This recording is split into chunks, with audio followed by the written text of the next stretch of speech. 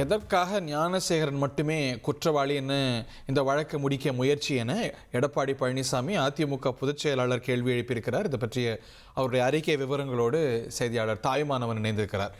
தாய்மானவன் ஓற்றியும். அண்ணா பல்கலைக்கழக பாலியல் வழக்குல குற்றவாளியான ஞானசேகரனுக்கு ஆயுள் தண்டனையை சென்னை மகளிர் நீதிமன்றம் விதித்திருக்கிறது.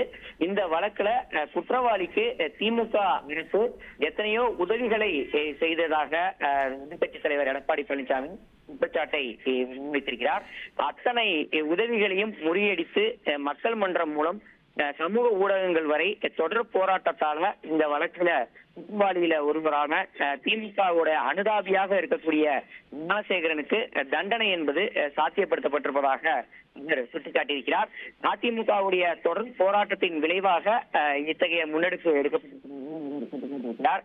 மேலும் பாதிக்கப்பட்ட மாணவியின் குரலாக அதிமுக தொடர்ந்து ஒழிக்கும் என்ற வாக்குறுதியை இன்று வரை நிறைவேற்றி இருப்பதாகவும், இந்த நிலையில தான் யார் அந்த சார் என்ற முழுமையான நீதிக்கான கேள்வியை இன்றும் அதிமுக கேட்பதாக அவர் குறிப்பிட்டார்.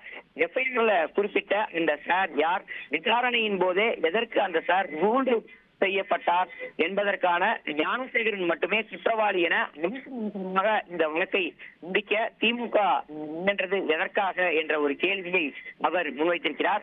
மேலும் இந்த கேள்விகளை கேள்விகளாகவே நீண்ட நாட்கள்ல இருக்காது, அதிமுக ஆட்சிக்கு அமைந்ததும் அனைத்திற்கும் பதில்களும் கிடைக்கப் போகின்றது என்ற ஒரு தகவலையும் அவர் குறிப்பிட்டிருக்கிறார். நன்றி தாய்மானவன். Thank you very much. செய்திகளை உடனுக்குடன் தெரிந்து கொள்ள உடனே சப்ஸ்கிரைப் பண்ணுங்க.